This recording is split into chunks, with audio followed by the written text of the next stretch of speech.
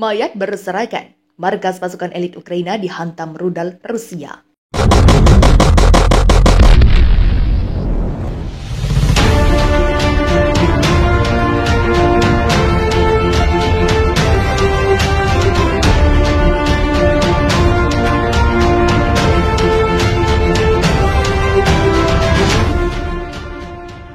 Serangan dahsyat militer Rusia yang dilancarkan sejak Sabtu 13 Agustus 2022 menghancurkan sejumlah markas pasukan elit angkatan bersenjata Ukraina. Setidaknya 5 pos komando militer Ukraina di Donetsk dan Kharkiv hancur dihantam rudal jelajah Rusia. Dikutip FIFA militer dari kantor berita Rusia, TASS, Angkatan Bersenjata Federasi Rusia kembali menggunakan rudal kendali presisi tinggi untuk menyerang basis-basis pasukan Ukraina. Juru bicara Kementerian Pertahanan Rusia, Letnan Jenderal Igor Konashenkov, merilis data jumlah markas komando pasukan elit Ukraina yang berhasil dihancurkan unit militer Rusia. 2 pos komando unit pasukan elit Ukraina dihancurkan di Oblast Donetsk, yakni pos komando Brigade Lintas Udara ke-43 di Velika, Novosilka, dan unit artileri Brigade Serangan Udara ke-79 di Kazov Yar. 5 pos komando diserang dalam 24 jam terakhir, diantaranya Pusat Komando Brigade Lintas Udara ke-43 di Velika, Novosilka, dan Brigade Serangan Udara ke-79 dekat Kazov Yar, Donetsk, ujar Konashenkov. Selain itu ada 3 markas pasukan militer Ukraina di Oblast Kharkiv yang tak luput dari hantaman rudal jelajah Rusia. Ketiganya adalah markas staf komando skuadron ke-247, pos komando Brigade Pertahanan Teritorial ke-127, dan markas Brigade Pertahanan Teritorial ke-113. 8 rudal jelajah Rusia targetkan stasiun hidrolik. Kota di Ukraina terancam banjir. Seorang pejabat senior Kiev mengatakan Rusia telah menembakkan 8 rudal jelajah yang menargetkan stasiun hidrolik di salah satu kota terbesar di Ukraina. Serangan ini bisa menyebabkan banjir besar. Kirilo Timoshenko, wakil kepala kantor Presiden Ukraina Volodymyr Zelensky, menulis di Telegram bahwa 8 misil musuh ditembakkan ke stasiun hidrolik di Kryvyi Rih, Ukraina Tengah, menyebutnya sebagai tindakan teroris. Dia memposting video yang menunjukkan air mengalir deras. Tidak ada korban yang dilaporkan. Kryvyi Rih salah satu dari 10 kota terbesar di Ukraina berdasarkan jumlah penduduk, terletak di selatan Kiev dan barat Zaporizhia. Dia mengatakan Rusia berusaha membuat Ukraina panik, menginstruksikan warga untuk tetap tenang saat pekerjaan sedang dilakukan untuk memperbaiki situs tersebut. Dalam sebuah postingan Instagram, Zelensky mengulangi klaim tekanan musuh untuk menyebabkan perselisihan di Ukraina. Yang dapat dilakukan oleh penjajah hanyalah menabur kepanikan, menciptakan keadaan darurat yang berpotensi membuat orang-orang tanpa cahaya, panas, air, dan makanan, tulis Zelensky. Anton Garisenko, seorang penasihat Menteri Dalam Negeri Ukraina, men-tweet bahwa permukaan air sungai Inholsk meningkat sebagai akibat serangan rudal Rusia. Pada awal perang, Rusia tidak berhasil menargetkan reservoir air di Kiev, yang menurut pejabat Ukraina akan menyebabkan banjir besar, kerusakan infrastruktur, dan korban. Serangan baru ini terjadi ketika Zelensky mengunjungi kota Izium, Kharkiv, yang baru-baru ini dibebaskan dari pendudukan pasukan Rusia. Kementerian Pertahanan Kemhan Rusia mengklaim korban militer Ukraina melebihi 12.000 tentara selama 5 hari serangan balasan Kiev. Dari jumlah tersebut, lebih dari 4.000 tentara Ukraina tewas dan 8.000 orang lainnya cedera antara 6 dan 10 September di selatan dan timur negara itu. Ungkap juru bicara Kemhan Rusia, Letnan Jenderal Igor Konashenkov, dalam pengarahan harian pada Minggu 11 September.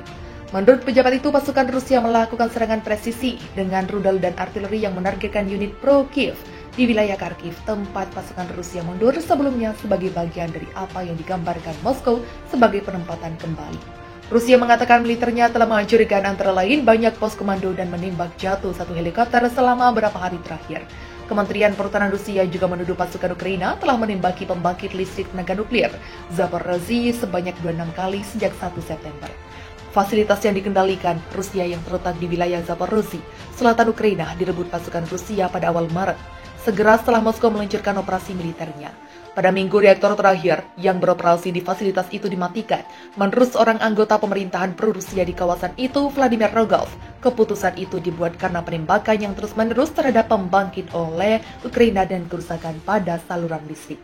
Mode yang terus berubah, di mana reaktor dan turbin dipaksa untuk beroperasi karena serangan menciptakan resiko kecelakaan, ungkap Vladimir Rogov kepada RIA Novosti.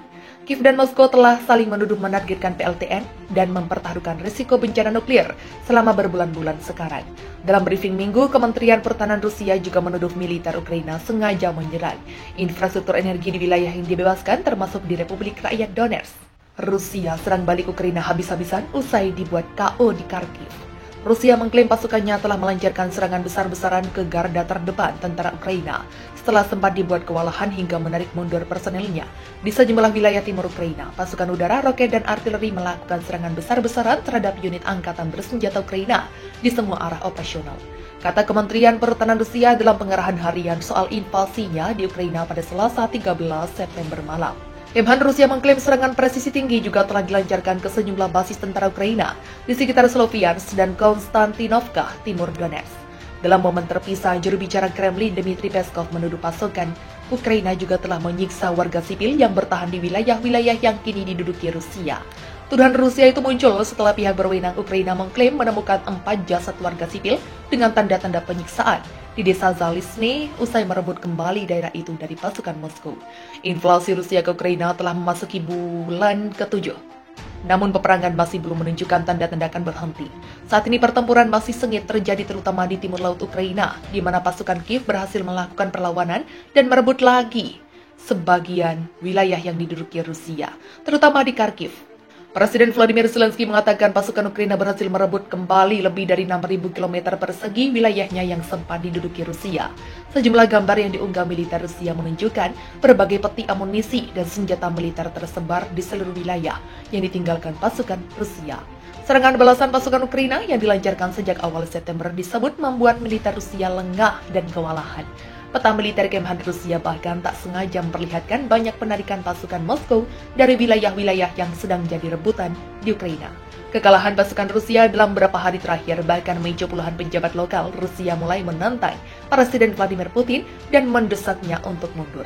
Pemimpin jajahan Ramzan Kadyrov bahkan sampai mengkritik pasukan Rusia yang kewalahan menghadapi perlawanan tentara Ukraina di Kharkiv. Menurut loyalis Presiden Vladimir Putin itu, militer Rusia tampak lengah menghadapi serangan balik tentara Ukraina terutama di Kharkiv. Mereka pasukan Rusia membuat kesalahan dan saya pikir mereka bakal menarik kesimpulan yang diperlukan, kata Kadyrov dalam pesan audio via Telegram pada Minggu 11 September. Kadyrov mengatakan jika tidak ada perubahan strategi perang dari tentara Rusia di lapangan dalam waktu dekat, ia akan berbicara dengan pejabat Kemhan Rusia. Kadyrov juga mengaku terkejut dengan situasi yang terjadi baru-baru ini. Ini situasi yang sangat menarik, ini mencengangkan, kata Kadyrov seperti dikutip The Guardian. Pasukan Chechen telah membantu tentara Rusia melancarkan invasinya ke Ukraina sejak Februari lalu. Beberapa laporan bahkan mengklaim Rusia menempatkan tentara Chechen, pimpinan Kadyrov di garda terdepan perang demi meminimalisir korban berjatuhan dari pasukannya.